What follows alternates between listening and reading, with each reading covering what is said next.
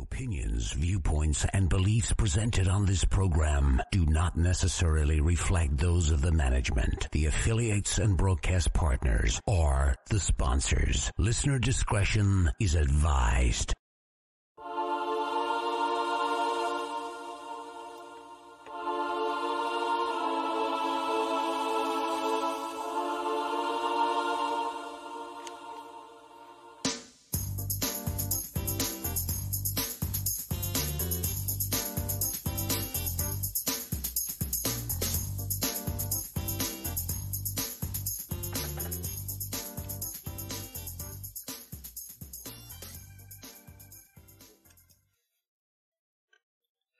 And welcome everybody to Scarefest Radio's Body and Spirit, brought to you by Mama Ruby's Holistic and Mystical Shows.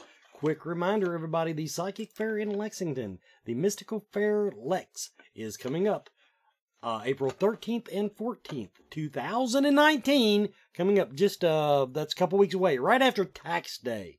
Now tonight my guest is Mr. Coyote Chris Sutton. Don't forget to unmute him, so we can hear him cough and gag and stuff.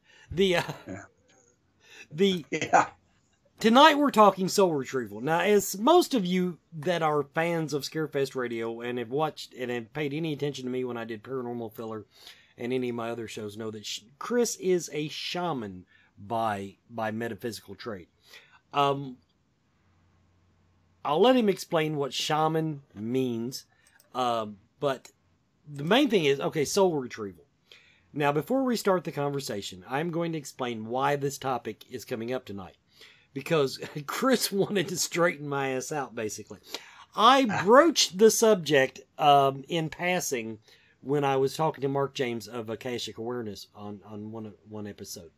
And I don't know where my mind went, but I took soul retrieval a place that it does not belong. And so we'll discuss a little bit about why a soul might need to be retrieved. But first of all, just go ahead and bring Mr. Sutton online and look at his nice haircut, everybody. He's I can't call it. I'll still call him a hippie because of myriad other reasons. But he is looking much more presentable than the beatnik haircut that he had before. Yes, it's. And my wife and rest of the world also liked his haircut as well, it seems. It was getting a little too shaggy, and it was my look when I was after I had my hip surgery, anything like that. But, one day I decided, okay, let's just cut it off, and this is what we came up with. And actually, I have to admit that I kind of like it. So, I told Julia, my wife Julia, I said, I have an image to upkeep. I cannot go around looking like a freaking banker. But I've got the earring, and I've got, the tattoos and everything like that. So, I can do without the hair, I guess. So, it's cool. I like it. Now, something that I've done with the audio, apparently, for this show, I didn't go back and check everything. I'm getting a little bit of a, it's a reverb. It's not an echo. So, just so you know, yes, if the audio sounds funny, it sounds funny to me, too. So, don't freak out. Okay. Now, I did start to freak out for a minute, I'll be honest. Now, let's... There's a delay. Wes and I have a history of being, when we're on the radio or on video together, of something invariably going wrong. And so, and how many times have we been on together? I don't even want to think about how long I've known you, let alone how many times we've actually. Well, I can answer that. It was we met in 2014, and it was at you're looking for a guest for Easter Sunday on Paranormal Filler. And of course, who do you get the biggest heretic in the world to be on Easter Sunday on your show? But I behaved myself, and we had a good time. I didn't broach it like that. Basically, I knew that he wasn't going to church that Sunday, so we, I he had a safe bet there. So we had that covered. Now, first of all, let's introduce you to the people that don't know you, as if there's anybody left on the internet in the metaphysical world that does not know Mr. Chris Sutton. But what is a shaman? Okay, this is like the fifth time this week I've answered this question, and I think I give a different answer every time because there's so many different ways to view it. Because so many different, like United States or North America, how many different Indian tribes? 500 and something. So you've got 500 different ways of practicing shamanism, or you go into Europe and there's all these different ways. But basically, and I'm going to use the old tribal term, is that the shaman is the person who represents the people to the spirit, to God, the spirit world, God's multiple, however you went about doing those things or thinking about those things. And the shaman's job is to journey to the spirit world. And in core shamanism, it's called the underworld. We're going to talk more about core shamanism, I think, later on tonight. And there it's like, one person asked me, is it like astral travel? And I guess it is. You basically astral travel to this place where the spirits will come to meet you. It's not their house. It's not your house. It's like a neutral ground kind of a place that you kind of construct yourself, because spirit, your God, wants you to be comfortable. So you make your own world up and you go there. And after you practice several times, they start to come out to see you. So you ask them, okay, I've got this problem. What should I do? Say like somebody is sick, and you go and you spirit travel, and you go and the bear spirit comes out and says, shows you this root. Okay, use this root to cure this person. So you go back and you use that root. That's the medicine you use. So you're like an intercessor between the people and the spirits. Also, shamans were responsible for leading ceremonies. So like in the Sioux tradition, they led the Inipi, which is sweat lodge ceremonies, the sun dance, the Hamblachea, which is the vision quest, crying for a vision. They were in charge of making sure that was done correctly. And so basically, and usually all those things came from the spirits in the spirit world in the first place, and so you're just making sure that's done right from the time it was handed down. But yeah, basically that's what a shaman does, is that they work with the spirits and to help other folks. And they also use those gifts or whatever as seers, psychics and healers, and they fight evil spirits and that type of thing as well. So, and in the tribal sense, they would go out and try to attract game, to honor the animals, and so the animals would come and sacrifice themselves for the people. That explanation gets longer every time I ask it. Doesn't it though? Because I just keep thinking of more stuff. And it's actually and that's a short answer. I've never given it enough justice. Actually, I'm such a minimalist most of the time that I just do I do what I'm told, and leave it at that. But that's part of it too. Well, then by that standard, I'm a shaman too. Yeah, you must be. Well, you and I have talked about that in the past, about how you have certain gifts that you have yet to fully bring out.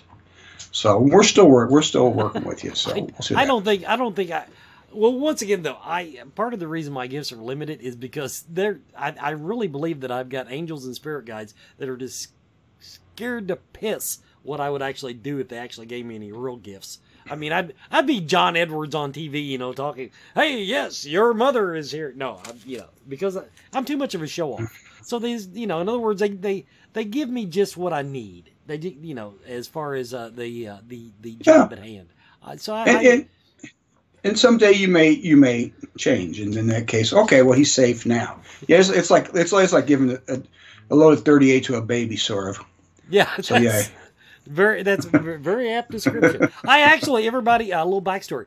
Actually, I used to tell people that if I believed that if I needed the ability to levitate objects, that God and the angels and my spirit guides would give me that gift. Mm-hmm. And I had a dream one night where I was walking through this building and showing off for, what's her name? The psychic, she lives up in Louisville now.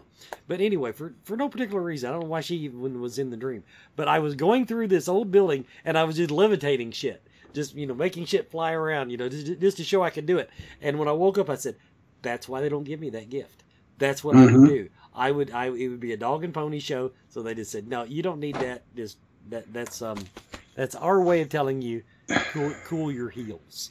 You would be levitating skirt hems, is what you would be. No, levitating. I would not. Why does everybody? I'm too old to worry about that stuff anymore, and that's what the internet's for. Yeah, Now no.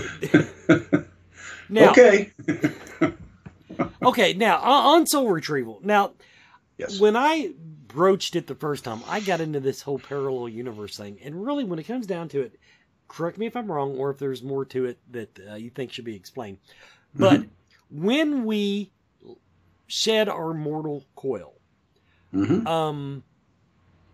generally, when we're talking about a ghost, sometimes we make the assumption that is the trapped soul, if you will, of a person that has left this world, that has died. But oftentimes, what we call a ghost is not the entire soul of a person. It's, in other words, the good part moves on. Sometimes the baggage, I don't even want to say the bad part, the baggage will stay behind. And then also, I'm not, now I will get in parallel universes here just a little bit. And when we're talking about parallel universes, people, basically that means that, like, if you decide to get married or not get married, that's a big decision in your life. In some universe, you might have made that decision differently. And, but so in other words, you live two lives. And then, let's say for whatever reason, when you die in one of them, that soul could, whatever reason, get stuck behind. Now, I don't know if that even falls into Chris's math or not. But mainly, I think it's the left behind part of the soul. Was that part of the description accurate, Chris? Your description is awfully broad. When you're talking about different universes, okay, so you're assuming that there are back off the universe. You're assuming there are time stream splits, right? Okay, wait a minute. No, back off that part, because that's when we really get out there. The first part of the description. I want to set that parameter first. Okay, let's set that parameter that when we're talking about when we die, and then our soul goes, our spirit, our soul goes to wherever it's supposed to. But sometimes the baggage, certain parts of it, stick around on this earth, and in other words, the ghost you encounter might not be an entire person. Is that part accurate? That's according to possible. Now, worldview? I'm going to say it's possible because it's an interesting concept. The Navajo believe that when a person dies, all that remains on earth is their chindi. And the chindi is all the evil, the bad things about a person, which is why, in the old traditionalist sense, if a person died in your Hogan house, you broke a hole in the east wall so the chindi could escape. You don't want to mess with the chindi because it would get into you. That's one way of looking at it. With soul retrievals, the way I was taught is that it's for the living. Okay? Let's say that you had a very traumatic experience as a child. And it was so traumatic that you left a part of your soul back in that time frame. Let's say 11-year-old Wes has a traumatic experience, is thrown. Now I know you love horses, but this is just an example. No, it's thrown off a horse and has a concussion, and henceforth is scared to death of horses because of this one experience, and it becomes like a phobia. So in a soul retrieval, the goal would be for you and I to work together to go back, for me to take you back to that place in time, to walk you back through it. You say, oh, it's just an accident, it's a freak thing, and pick up that piece of your soul and bring it back to you and to make you more whole again. And that's the premise behind a soul retrieval, is to bring wholeness back to a person. In Michael Harner's book, The Way of the Shaman, he talks about this. And when you talk about soul retrievals these days, it's mostly core shamanism, which is pretty much the technique I was just talking about, where it's working with people in the here and now who have had traumatic experiences. It happens a lot with people who have, as children, had very negative experiences, whether abused or whatnot, and have felt a loss of self-esteem, loss of self-worth because of that. So again, the goal is to walk that person back, and there's a process to that, and I'll discuss that. I mean, how I was taught. Maybe people do it different ways. You go back, you ask basically. Well, I'm gonna use the term astral travel. It's not quite it, but it kind of most people know what that is. Where you both go back together to that point in time with a person. You know, they can be describing it. You can just actually see it in you're together. I've actually done that where you're actually together. And you see what's going on. You talk them through it. This is not you. This is not your fault. Because many victims blame themselves. So you're saying this is not, obviously you're too young. You couldn't have stopped this. And they see that understanding of that. And so that piece of the soul comes back. That energy comes back to them. And you bring them back to the present. And now, what you're talking about and I like this because what happens to the people that don't have a soul retrieval done, which most people don't. It's not something you can look in the yellow pages or on the internet too often. Actually, you have better luck on the internet to find somebody who could do this. But let's say you went to, you die, and those pieces are left. What do they become? Now you're talking about what's left. Is that what we're seeing? That's pretty cool. That's very possible because it's energy that's left behind of this person. So it would still be somewhat identifiable as a person, but with just one small facet of that person. So, but it's very strong because it's so negative. There's so much pain. People who are empaths that go on ghost hunts for the first time, and they experience these incredible feelings of anguish and terror and fear and all these types of things. That's are they run into something like that?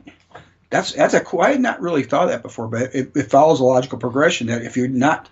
Your soul, parts of your soul are not retrieved. They're still laying around somewhere.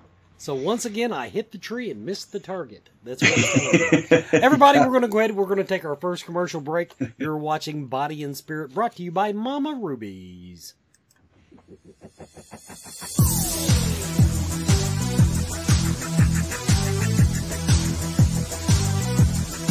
Have you checked out the Mama Rubies family of metaphysical and spiritual shows? The Mystical Fair in Lexington, Kentucky, Lexington's only monthly psychic and holistic healing arts fair. The Inner Light Festivals in Louisville in June and Lexington in November. And watch for Mama Ruby's Expo coming in 2020. Plus, Mama Ruby's Meta Lecture Series featuring interesting guests speaking on fascinating subjects. Start your journey now at mamarubies.com for more information.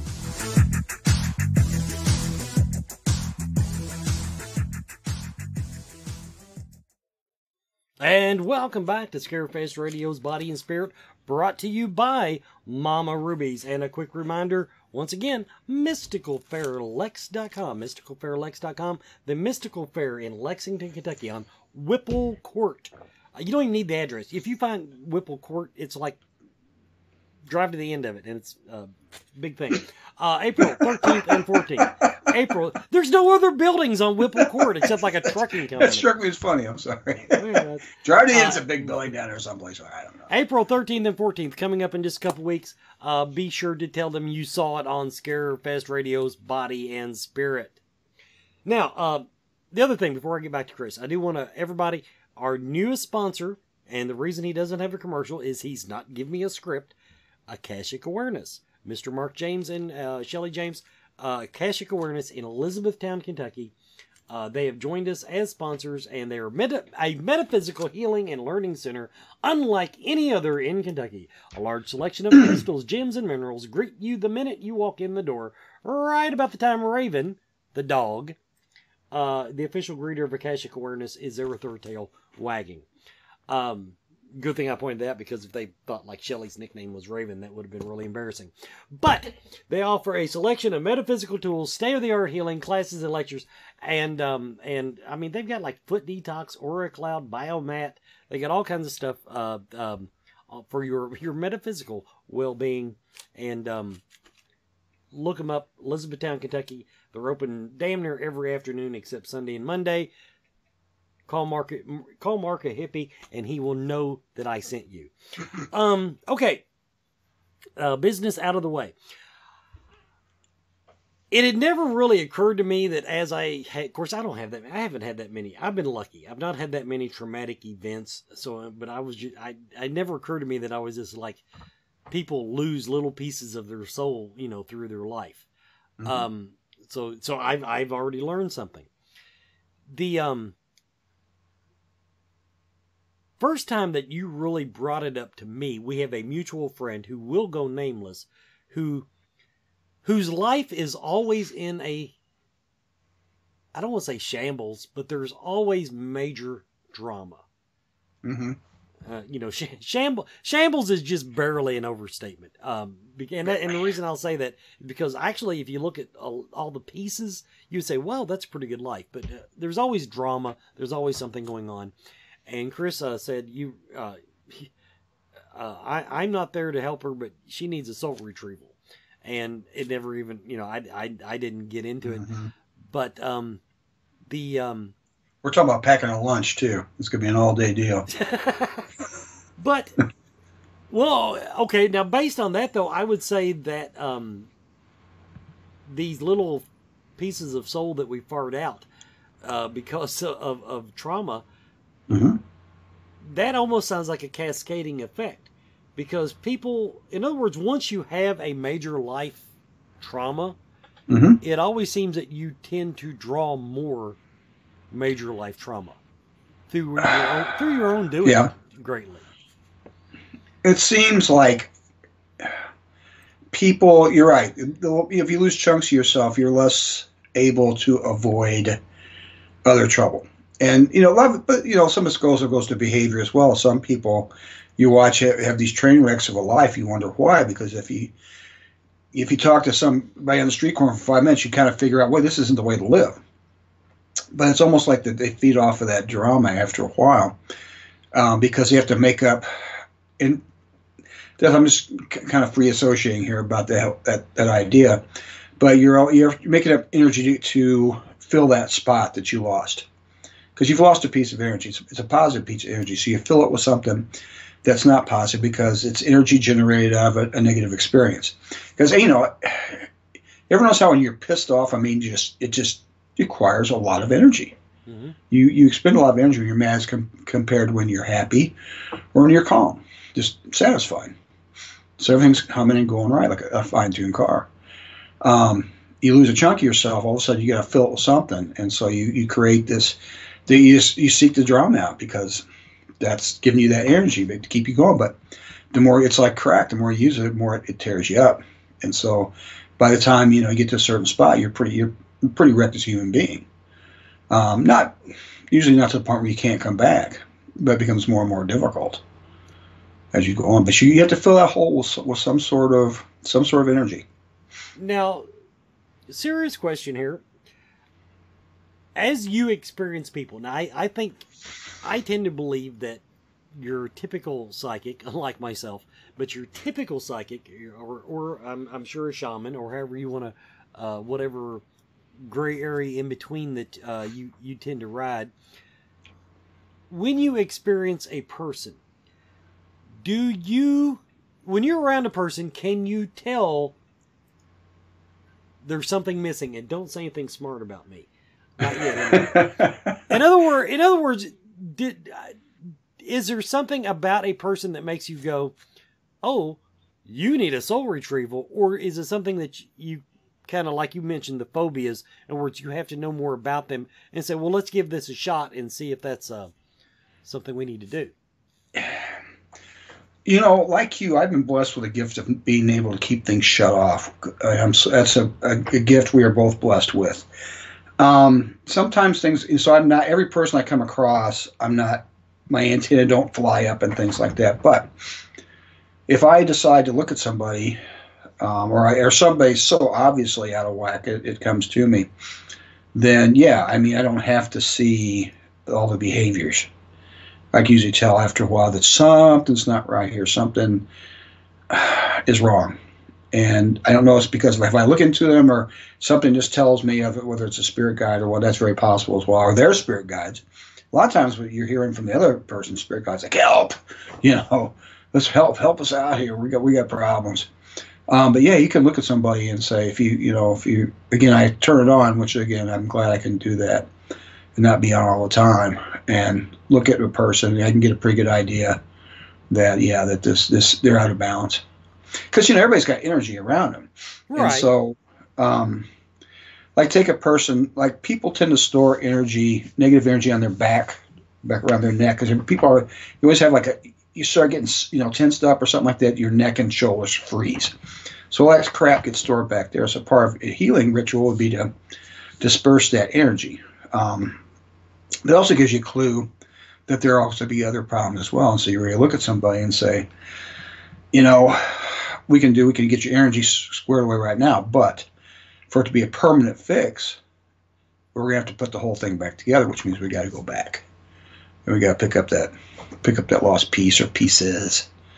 Now, the only thing I would add to this conversation about myself, because you know how I like bringing everything back to me, is I feel like I attract all of this negativity, all of this drama.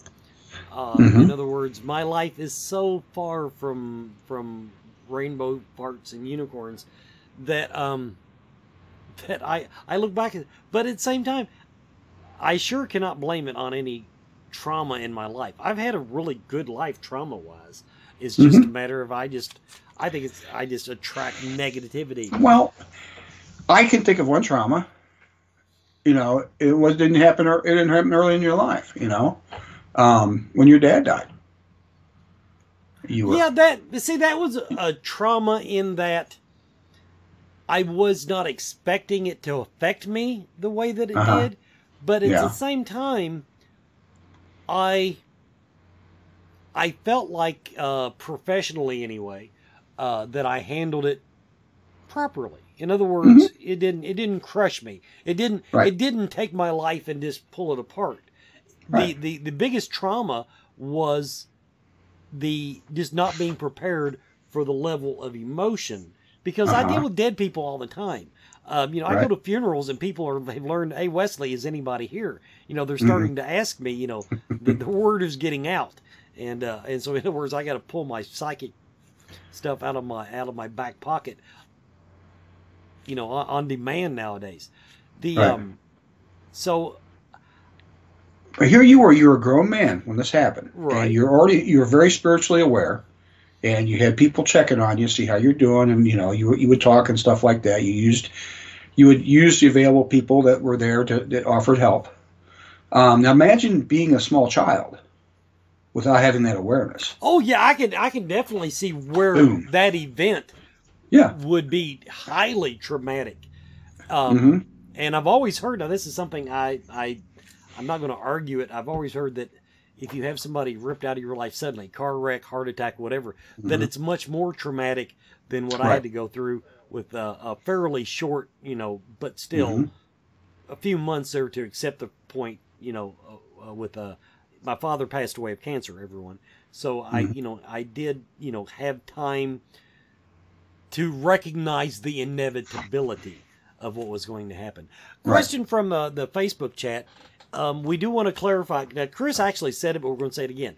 Yes, soul retrieval, at least in the way that Chris does it, or has done it, is for the living. Yeah. To make a living person whole. Now, I'm going to throw you a curveball on that, Chris. I know that a lot of what I do, getting rid of wayward spirits. A lot of what I do is talking to them, but a whole lot of it is actually trying to heal them, to close up their life issues. Yeah. Could we do a soul retrieval on a ghost? Yes. If you get them to sit still and do it, yeah, why not? We'll make them sit still. If they choose to, to buy into what you're doing. See, that's what psychics say. No, shoot, use some of that energy, buddy. You grab them by the ghost testicles and you make them sit still. No, short of pushing, throwing your weight around, I generally find that ghosts that want help, yeah, they'll stick. So yeah, but that's the same with people. If a person doesn't want you to help them, if they, in other words, some people like drama. Mm-hmm. Definitely. In other words, they feed on it. So, so I would say that. So I think you agree with me. That answers probably the both. But you do see being able to do that if you had a ghost that sat there and said, if your line of communication, because you would have to help him or her. Well, I'm going to say it's help him or her. You'd have to kind of do your psychic thing and figure out what it is that they need to bring back. You just can't tell them to go get it. You got to actually help them. That spiritual part of yourself has to go back and help them bring it back. Now that would be insensitive. Tell the poor ghost, you're a ghost. Go get your own damn soul. Yes, that would be wrong. I'll put that in the wrong column. Put that in your notes. I'm going to teach you how to do this, and you're going to be like the ghost soul retriever. You can make your mark doing that. It'd be like the ghost whisperer, only one more. If I could ever make my mark all the ways that people told me I could make my mark, I'd be a mark. I'd be a marking son of a bitch. No, I like what I do. In other words, I'm the guy, Chris, that does not change his own oil. It's not that I don't know how to change my oil. There are people that's how they make their living. They like changing oil. They like crawling under cars and getting their hands dirty. So I give them the business. So I feel the same way about expanding my psychic horizons. Right. I'm very comfortable with what I do, and whatever the angels tell me to do, whenever I go into a case, I always say, hey, is this where I'm, I believe that any case that is given to me through normal channels is where I'm supposed to go. So, in other words, I don't advertise in the paper and ask for it. Right. I understand that. They're brought to me. So, based on that, I don't worry about being able to do soul retrieval for the simple reason there are people like you that if I decide that it needs to be done, I'll say, handle this, Sutton. Okay. No, I get that. And, that's one thing. It is true. I mean, there are other things you could do. And, we've talked about that for years. But, you are happy and your guides are happy. Your angels are happy. You being who you are and doing what you're doing. That's cool.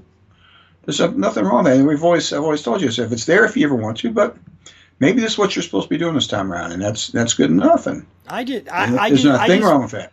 I just feel that if that was what I was supposed to do, it would be more in my face. Now, that's not to say it's not going to come up. It still could. It still could. But it's once again, I don't worry about expanding my horizons ever since that damn not being able to levitate objects thing. That would crush my soul too. In other words, I believe in God's plan, and I'm just going to take it. We're going to go ahead and take our second commercial break, everybody. The producer says it's time for a commercial.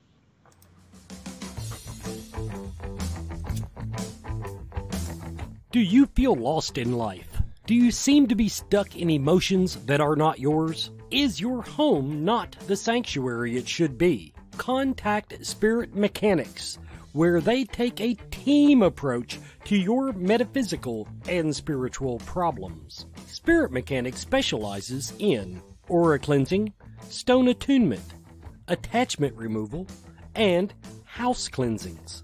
Spirit Mechanics tailors their approach to your individual spiritual path and needs. Find them every month at Lexington, Kentucky's Mystical Fair, mysticalfairlex.com, or on Facebook by searching Spirit Mechanics, that's MECHANIX. Spirit Mechanics, for your spiritual health and well-being.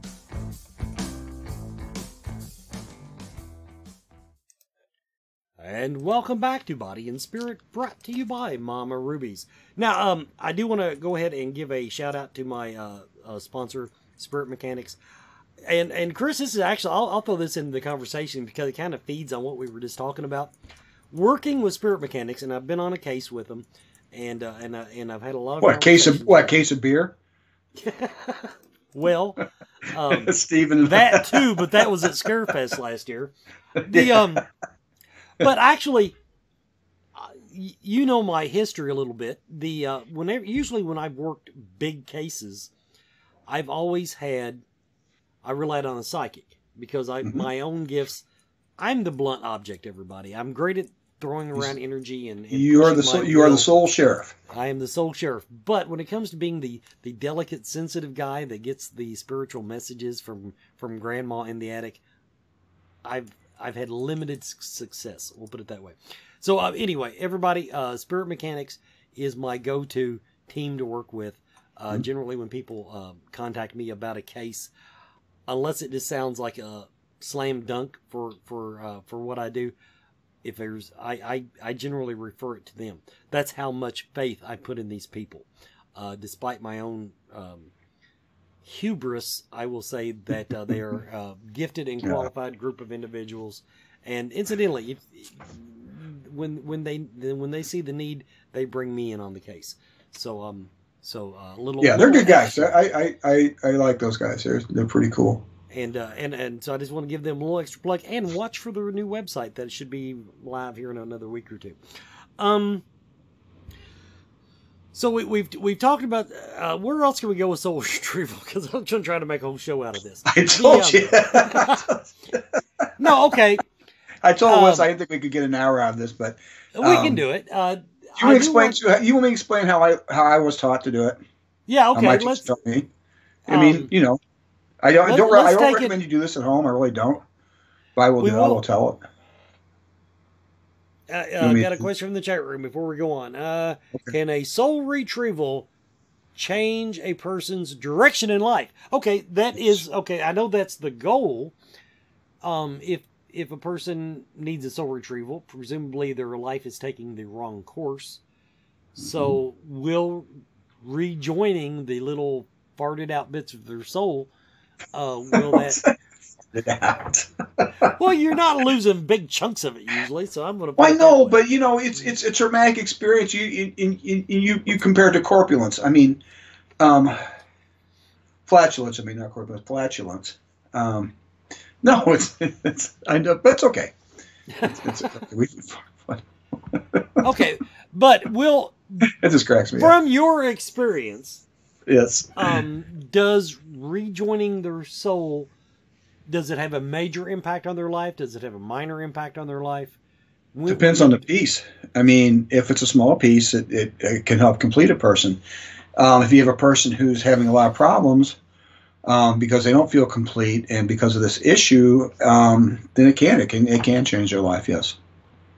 Now, the other question that someone had in the chat room is this something that is taught? Is it something that is that as a shaman / psychic you inherently know? And that's a fair question because most of the things that I do in my psychic world, if you will, come to me very instinctually. Mm-hmm. But this sounds like a little bit more delicate process. So it is to me. I mean, because of the responsibility involved. You're actually taking somebody with you that's not initiated into what you do. And so, and just the emotional and the mental emotional impact it can create, you got to know what you're doing. I mean, probably not just doing the thing, doing the retrieval itself, but also being able to talk to the person afterwards about how they feel and that type of thing. It can be pretty shattering in a lot of different ways in a good way. But if you have somebody who doesn't know what they're doing, it's like somebody who, you go to somebody's house who, as they say, they got a ghost. Well, you find a ghost, and the ghost is really a piece of work, and the team gets scared of it and says, well, yeah, you got a ghost, and it's going to mess you up, but we'll see you later. Okay, they get the thing fired up, and then they leave. It's the same deal. You got to be able to take care of the person when they come back. And that's very important. So probably not instinctual. I mean, some people take to it easier than others. If you are a gifted psychic or medium, would be easier for you to do it probably. But if you're not worth a damn with people, then probably it's you got to be able to do both things. When I was trained, I mean, I had to go through it myself, obviously. And Actually, it was twice. One was pretty traumatic. The other time was something that actually started as a small piece, and it grew and grew and grew. Because I remembered a part. I never believed in reincarnation before, about past lives. I just, it didn't fit with what I believed. And then, well, actually, I actually re-experienced something that happened to me in a past life. I had a vision, and my teacher saw the same vision, and after all of a sudden, after I started remembering more and more and more, and luckily I was on I've been trained in doing all these other things, and so I was able to deal with it. But if you had just gotten a soul retrieval and with a good person and brought you back and everything was cool, so to start growing, you would need somebody to talk to about it. So there's repercussions down the line possibly as well. Okay, now, I'm going to throw some hypotheticals out here, just because it sounds like fun. Let's say Wesley had a really traumatic event that left part of his soul behind. And now I'm scared to death of dogs, whatever. When I die, does that piece of soul stay behind, according to your reckoning? I would think so. Because once it's split, if you have to go get it when you're alive, it's not going to come running to you when you're dead. Okay. That's my thought on it. Yes, once it's split, it stays split until it has to be brought back somehow.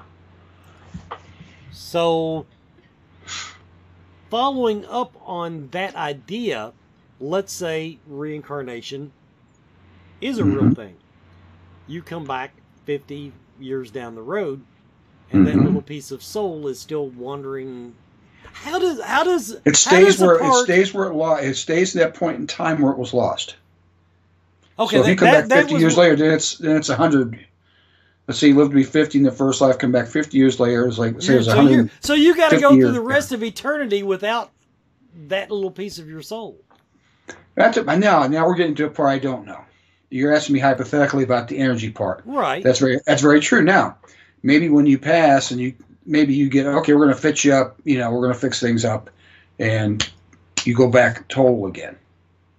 I don't know the rules. Well, none of us know the answers. Yeah. I'm asking, because everything that I do in the spiritual world is, I have to, in my mind, say A plus B equals C. Right. In other words, I don't like this going, the A divided by 207 equals, how many shingles are on the roof. I want to, in other words, I like doing I like knowing the progression. Now, there is a time where, in other words, I consider it above my pay grade. In other words, my job is to get you from point A to point B. Once you go to point B, go about your merry way, whatever. So when we're talking about this topic, and if we, but you say that that piece of soul does not exist, I guess you would say in real time. It is something that is stuck in a moment. Yeah. Theoretically, the way I was taught, that's the way it is. That's now you can, in the way that this is set up, you go back. In a sense, you go back in time. Is how it works. Well, yeah, now, I realize you're not. How does that work? I don't know. I realize you're not actually time traveling. In a way you are. It's hard to explain. Well, okay, I'm lucky I can live with questions and what goes on, because otherwise I'd be a raving lunatic about now. I kind of learned a while back to shrug my shoulders and say, okay, well, that shit works, and I just leave it at that. And the raving lunatic part is still up for discussion. Now, the other question from the chat room. Damn, we're getting some good questions in there. Good. Okay. Good folks in here. Now, if we follow the thought process that traumatic events, especially my thought process, where one traumatic event tends to lead you to an entire lifetime of maybe lesser traumatic events, but possibly. still traumatic events that are going to leave just little chunks of your soul left along the timeline. We won't use the fart analogy anymore. But thank you. In your experience, does reaching back into time or taking someone back into time to retrieve that part of the soul, is a soul ever really complete by your reckoning? Depends how dispersal, I guess. You know, I'm just trying to think. I've not had it myself where it's like this. So you're almost like a shotgun effect here. It's like all over the damn place. Actually, I mean, the little bitty bits you could probably do without. It's a big pit. It's a big pieces. It's the you want to focus on the bigger trauma. Is what you want to focus on. Now you can, you know, you don't have to do this all in one setting either. You can start, and sometimes you start with something smaller, and you work your way up, and just start short, and just keep going back till you hit the big pieces. You can also do that as well. It's almost if you look at it like therapy, you start at a certain point in your therapy, and you generally start where the more things what's bothering you today, and then you go back, and as the patient becomes more and more comfortable with the process, and brave, and then they become braver and more wanting to become whole as a person, they'll start taking bigger risks to go back and face those traumas. We've got another question in chat room we're going to get to right when we come back from the commercial break. We got our final commercial break coming up. Want to get to that? We're going to get to your question in the chat room. But before we go, I do have to say, based on what you just said, my fart analogy is really not that far off the mark. So everyone is talking about CBD oil. Most of us know that CBD is a cannabis compound that has significant medical benefits, but does not make people high. Its benefits include pain relief, anti-seizure properties, anxiety relief, fights cancer, reduces the risk of diabetes, and it is even used as a sleep aid. Blue Leaf Naturals CBD and hemp products are full-spectrum hemp extract oils. They use only hemp grown in Kentucky, supporting Kentucky farmers and businesses and helping you and your family stay healthy and well. Blue Leaf Naturals, created with care from seed to shelf. Visit their website at blueleafnaturals.com. Blue Leaf Naturals, a Kentucky proud company. Coyote Chris Sutton. Shamanism. Spiritual advisement. Paranormal investigations. Inspirational presentations. Bringing light to the darkest places for over 20 years. Go to CoyoteChris.com to learn more. And that's Coyote Chris Sutton, as seen on television's Ghost Adventures.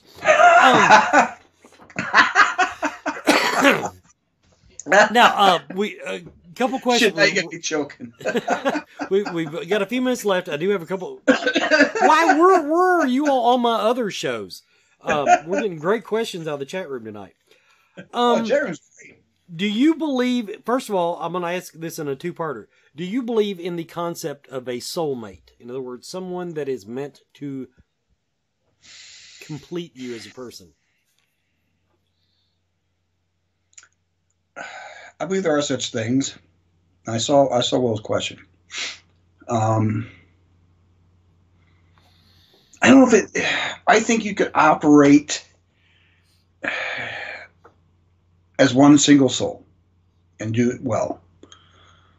But the soulmate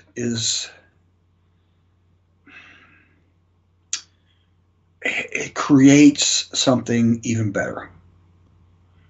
These are one of these things that's hard to put into words. It's like trying to put a spiritual experience into words. Actually, I thought that that little sentence right there was to me, that's what a soulmate is. Yeah. I believe the people that you encounter in your life, and that, honestly, this is not just for love interest. I believe your soulmates are people that reflect you, and the two things together, when they're together, create one better entity. Okay? Exactly. But not in a ghost sense, not in a soul sense. In other words, it's the 1 + 1 = 2, and 2 is higher than 1 + 1. and then I also believe in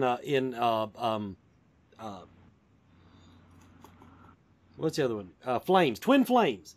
But I do have, a lot of people say you only have one twin flame because the word twin means two. I actually believe twin flames, I believe, are a different animal that, how would I put it? You have things that work well off of each other. In other words, you complement each other, but I don't think it's the same as completing each other. That's my perception of it. But, of course, the question in the chat room was, could a soulmate... how did he word it? Anyway, it basically substitute for soul retrieval. In other words, it could make you whole. I saw that. No, because if you're not whole yourself... And I get this question all the time. If I'm doing readings, people come up and sit down and they say, when am I going to find my soulmate?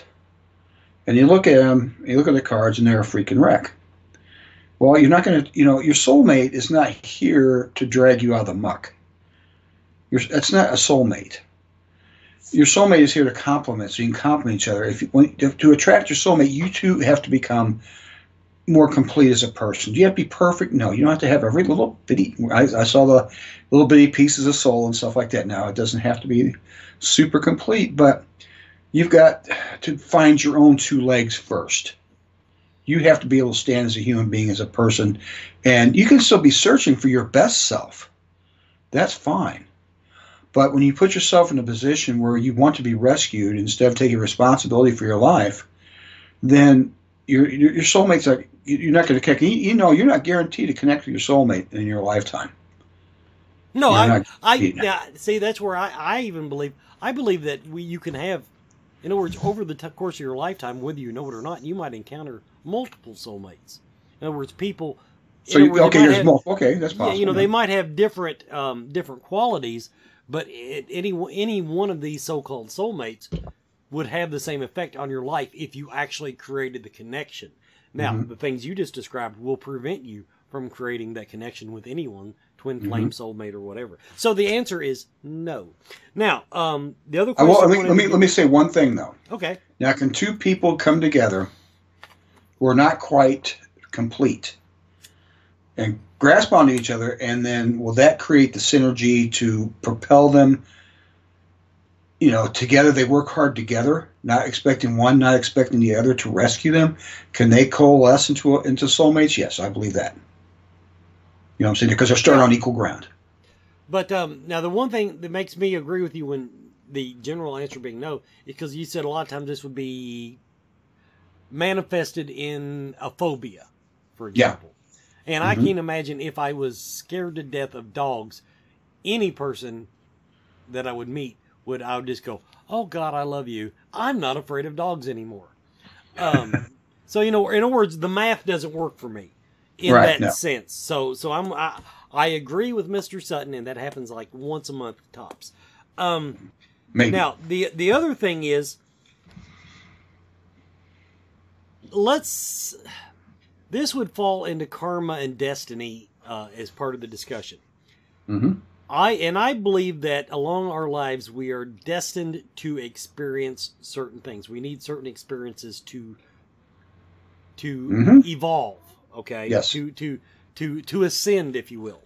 And yes. I think this lifetime, I think I've really dicked it up, just to be clear. But if a person is on track to needing an experience, will a soul retrieval actually work? I'm kind of rephrasing the question the way it's presented, but it did spur that question in my mind. I think is the person injured in some way, or are they just pretty much whole and just wandering? Yeah, see, I think that sometimes to become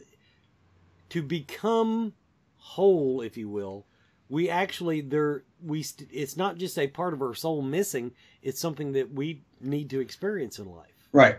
We haven't realized our true soul, our true potential yet. No, I don't think a soul retrieval is appropriate for that. Some people need soul retrievals for common colds. I think it's a very intricate and potentially dangerous thing to do, or at least there are some risks involved, and so you don't do it just for a drop of hat. In this situation, no. I mean, if you have to journey through life and realize things, and you're talking about destiny and things like that. Now, I use my own life as an example.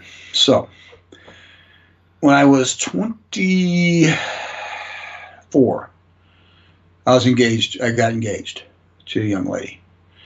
We broke up when I was 26 or 27. At the age of 29, and so it didn't work. It just disintegrated. At the age of 29, I got married, and that marriage lasted 15 months. So all this crazy stuff, and is going on with my life. It's falling apart. And so I meet Julia, and during this time, I am not spiritual. I'm not religious. I'm nothing. I'm a secular humanist, sort of person. I have philosophy and things like that. Nothing spiritual or religious. I was still also experiencing, that I knew there was something, part of me that was missing. Couldn't figure it out. But anyway, that's sort of like that kind of goes on in the background. It's not part of my everyday life, basically. And so I married Julia. Of course, we're still married 29 years later. She's a flipping saint for that. But what happens? Julia, I didn't even know this when we were dating and that sort of thing, used to powwow dance when she was in the Girl Scout Explorers. So we're living in this little bitty town in northeast central Illinois, and Powwow Nationals comes to, I've told this on a lot of different shows, but this kind of shows what we're talking about here. The big powwow comes to the area, a little bit in improbable places. There's nobody around this county.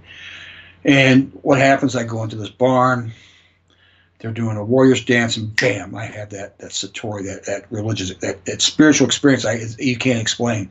And my whole life changes in that very flippant of an instant. Mm-hmm. My life is completely, and into that 27, 26 and a half years ago, something like that, 26 years ago, changed my whole life. Now, if any of those two relationships had stuck, I don't go to that powwow. I don't go in that barn. And I'm not me. There's no coyote. Maybe something happened somewhere another way. I don't know, but I'm looking back. I said, damn, I'm not sure it would have. So there it is. You look back at your life and say, damn, this is a train wreck. But it reads like a novel, and all of a sudden, damn, it makes sense. Because it put me where I needed to be. And I got all these other benefits along with it. A good spouse, good children, all these cool things happen out of it. And that's how it works. Well, you've heard me say it a dozen times. I believe in destiny. Mm-hmm. I just happen to also believe in the human condition's innate ability to sidestep it, to avoid it, to not even know when it's there. That's right. In other words, yes, you might have a destiny, but I think it's very easy to screw it up. It's very easy to screw it up.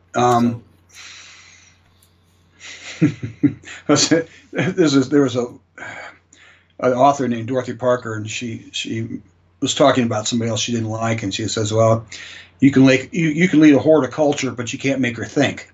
And so we're like that. We have to get over ourselves and stay open. But you're right. It's like, especially if it's something that's different from the rest of the herd. Yeah, we do. We have a tendency to fuck things up, but God knows I've done that. But sometimes, there's also an old saying that says, the fates guide those who will, those who won't, they drag. And sometimes life says, you're going, it grabs you by the ear and says your ass is going ahead. And all of a sudden you have to say yes. You say yes to this. You say yes to this life. Mm-hmm. Yes to this gift, whatever it is.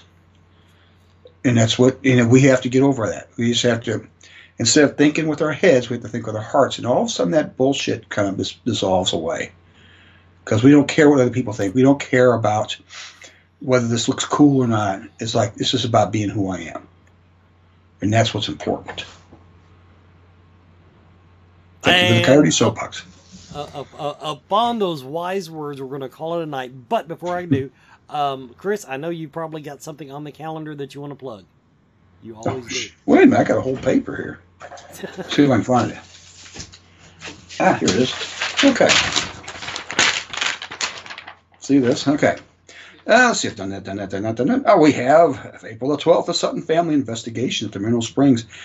Me, Julia, Max, and Emily all investigating together. And this is sold out, though. This is a sold-out event. You all have never done that, have you? No, we've never done that. Actually, the brother and sister, Emily, I don't think they've worked together before. Julie and I have, Emily and I have, Max and I have. We're going to bring us all together. It's going to be a craziness. But yeah, we sold that out within like 10 days. Oh, that's sweet.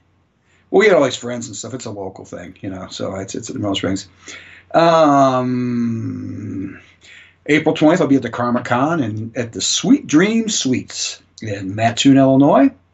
April 26th, I'm at the Ashmore Estates with Rebecca Foster, who's a very talented medium. If you want tickets for that, go to www.rebeccafoster.com.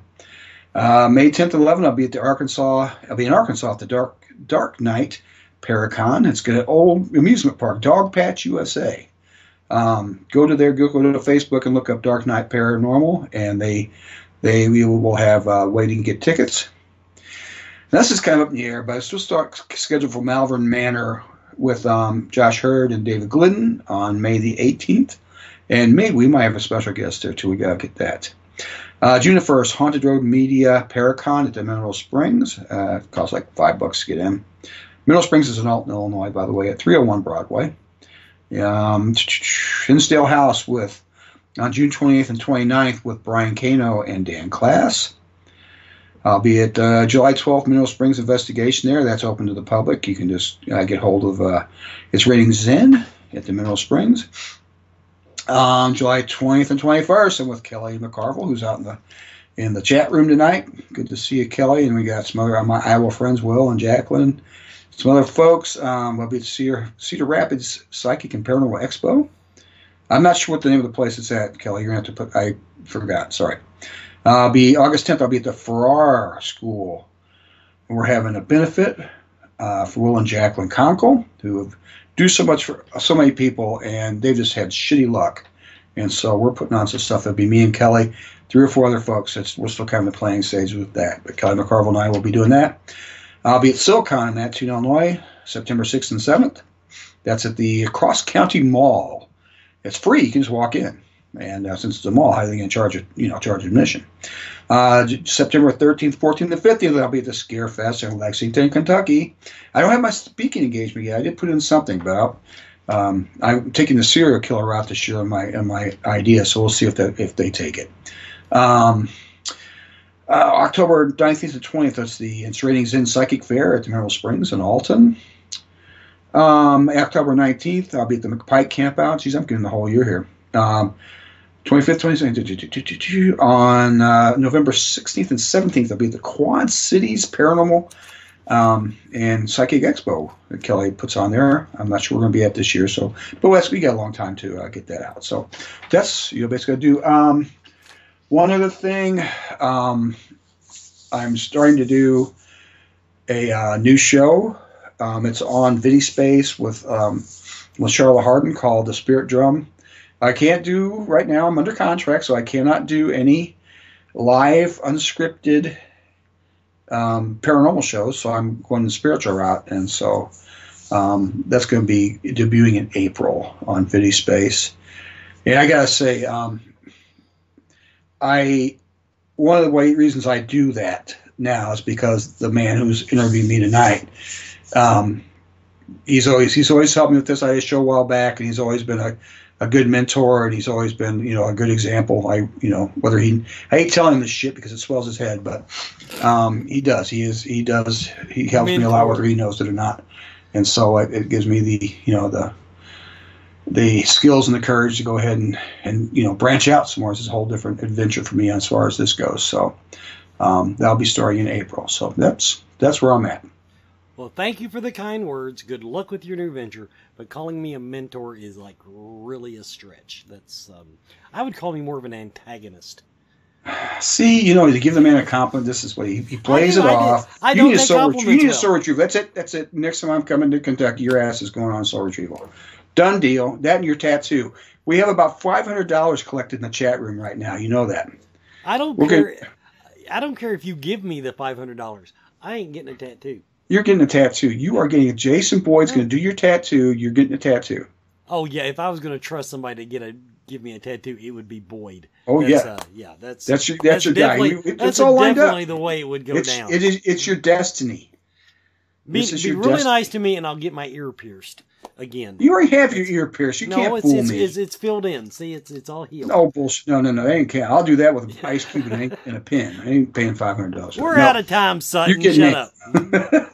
up. Anyway, because he spent 10 minutes telling you his yearly calendar when he could have just gave me a month and said CoyoteChris.com. No, he had to go into December. Well, that's assuming I keep up with my calendar, so it's probably better to do it that way. So I hope everybody has enjoyed Body and Spirit tonight. Brought to you by Mama Ruby's. Hey, we'll be back in about 2 weeks.